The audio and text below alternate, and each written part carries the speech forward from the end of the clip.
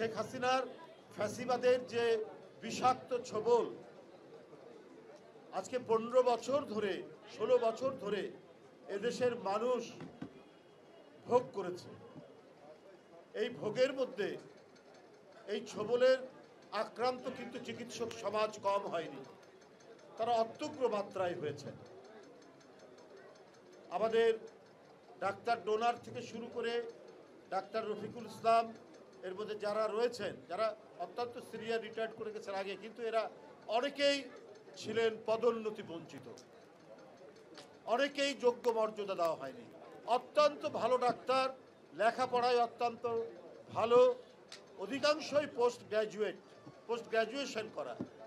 কিন্তু শেখ হাসিনা দেশের মধ্যে সংকীর্ণতা এবং বিভাজন এত বেশি তৈরি করেছিলেন, কেউ যদি ছাত্রদল করে অথবা ছাত্র জীবনে যদি কেউ ছাত্রদল নাও করে, কারো বাবা এলাকার বিএনপির সভাপতি, সেক্রেটারি, ভাইস প্রেসিডেন্ট, এই কারণে তাকে পদোন্নতি দেওয়া হয়নি, অথবা বিএনপির সমর্থক, এই কারণে দেওয়া হয়নি।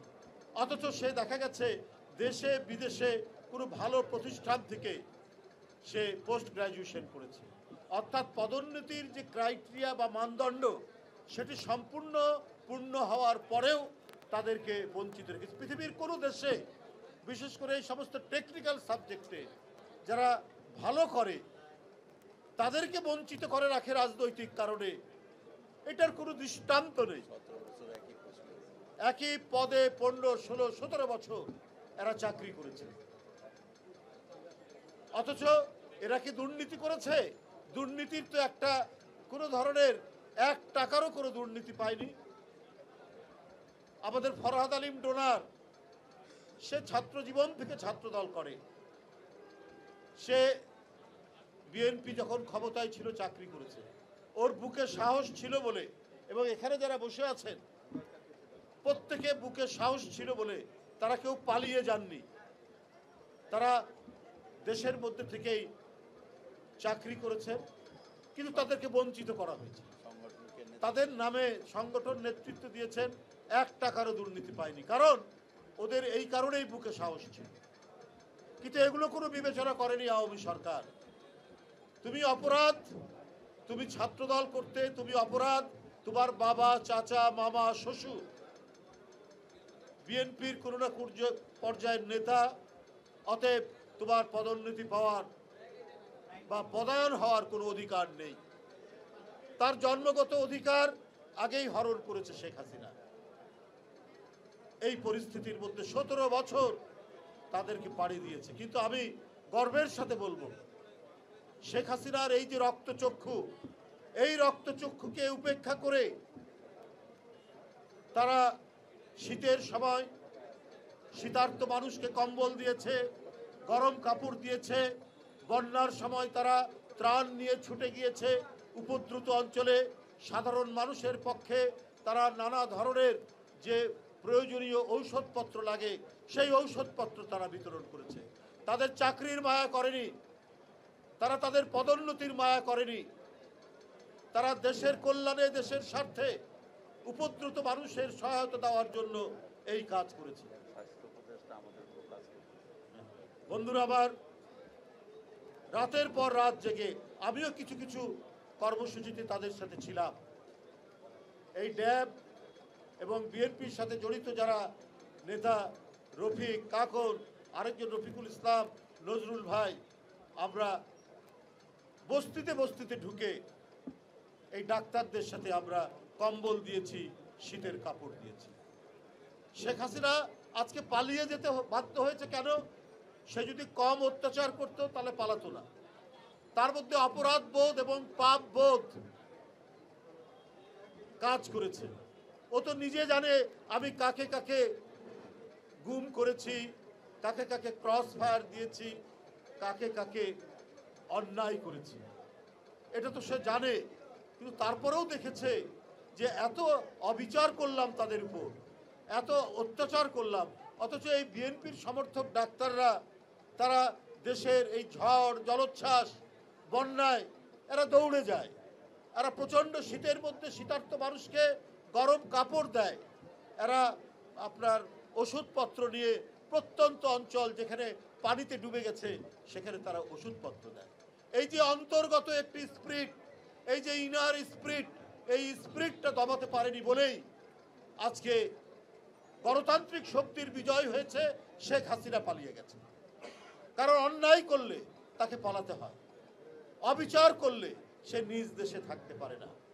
বন্ধুরা আমার, আমি শুধু এইটুকু বলবো, আজকে এই রক্ত ঋণে আবদ্ধ এই সরকার কিন্তু অন্তর্বর্তীকালীন সরকার।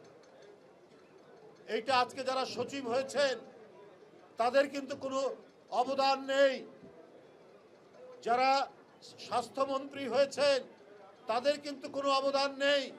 অবদান যারা নিজের জীবনকে উৎসর্গ করেছেন জুলাই আগস্টে এবং তার আগে বিএনপি যে আন্দোলনের পটভূমি রচনা করেছিল, সেই পটভূমিতে যাদের জীবন গেছে, যারা হারিয়ে গেছে, ইলিয়াস আলী, আপনার হুমায়ুন আহমেদ পারভেজ, সাইফুল ইসলাম, হিরু, জাকির এবং জনিরা যারা রক্তাক্ত ঘটনার শিকার হয়েছে, ক্রস ফায়ারের শিকার হয়েছে, এদের অবদান। এটা হেলথ সেক্রেটারির অবদান নয়, এটা আজকের যে হেলথ উপদেষ্টা তার অবদান নয়। কিন্তু আমরা দেখেছি এই স্বাস্থ্য মন্ত্রণালয় অত্যন্ত বিমাতাসুলভ আচরণ করে জাতীয়তাবাদী শক্তির বিরুদ্ধে। তিনি খুব বিরক্ত হন। বিএনপির নেতারা নয়, ড্যাবের যারা ডাক্তার, তাদের কোনো ন্যায্য কথা বলতে গেলে তারা বিরক্ত বোধ করে। এইটা ঠিক নয়। আপনারা যারা আজকে ব্যুরোক্রেসিতে বসে আছেন, সচিব, অ্যাডিশনাল সেক্রেটারি, আপনারা কেউ গ্রীষ্মের খররৌদ্রের তাপে গণতন্ত্রের জন্য মিছিলও করেনি, জীবন দেওয়া কি দূরে থাক, বরং আপনারা নানাভাবে ঠেকানোর চেষ্টা করেছেন। আপনারা বহাল তবিয়তে এখনো ক্ষমতায় আছেন এক ধরনের। স্বাস্থ্য উপদেষ্টাও এই ধরনের কোনো কষ্টকর জীবনযাপন করেছেন কিনা আমার জানা নেই, কিন্তু আমি শুনে অত্যন্ত মর্মাহত হই যখন হেলথ উপদেষ্টা, হেলথ সেক্রেটারি, আপনার আমাদের ডাক্তার যারা বরেণ্য চিকিৎসক, অত্যন্ত জ্যেষ্ঠ চিকিৎসক, তাদের সাথে ভালো ব্যবহারও করেন। এটা অত্যন্ত দুঃখজনক ঘটনা। আপনারা আসার পর যে একেবারে আপনার স্ক্যান্ডিনেভিয়ান কান্ট্রি অথবা আমেরিকা, কানাডা অথবা অস্ট্রেলিয়া, নিউজিল্যান্ড একটি নাম্বার টেপার সাথে সাথে বাড়ির সামনে এসে অ্যাম্বুলেন্স দাঁড়ায়, আপনারা তো এই ধরনের উন্নত চিকিৎসা সেবা তো এখনো দিতে পারেননি, তার কাছাকাছিও যেতে পারেননি। তাহলে এত অহংকার কেন? এটা তো আমি বুঝতে পারি না। আজও তো দেখি রোগীরা হাসপাতালের বারান্দায় বারান্দায় শুয়ে থাকে, একটা বেড পর্যন্ত হয় না। আপনাদের তো ৩-৪ মাস হয়ে গেল। আরে ভালো কাজ করার জন্য বেশি দিন লাগে না। দিল্লির সম্রাট শের শাহ ৩.৫ বছর ক্ষমতায় ছিলেন, এরই মধ্যে চিটাগাং থেকে পেশোয়ার পর্যন্ত গ্র্যান্ড ট্রাঙ্ক রোড করেছেন, এরই মধ্যে বড় রাস্তার হাইওয়ের পাশে তারা সরাইখানা করেছেন, বড় বড় গাছ লাগিয়েছেন। আপনার মানুষের জন্য কাজ করতে গেলে বেশি দিন সময় লাগে না, লাগে হচ্ছে অন্তর্গত তাগিদ। আপনারা সেই তাগিদের বশবর্তী হয়ে কাজ করেছেন কিনা? হ্যাঁ, তো এই তো কাজ হচ্ছে। বরং যারা আন্দোলনের পক্ষে ছিল, যে ডাক্তাররা, যারা এই গণতান্ত্রিক আন্দোলনকে যারা সমর্থন করেছে, আজকে হাসিনা টিকে থাকলে এখানে এখনো যারা চাকরি করছেন, রফিক সহ, কাকন সহ, তারও চাকরি থাকতো না যদি হাসিনা টিকে যেত। অথচ এরা কোনো কথা বলতে গেলে আপনারা বিরক্ত বোধ করে, আপনারা দুর্ব্যবহার করে।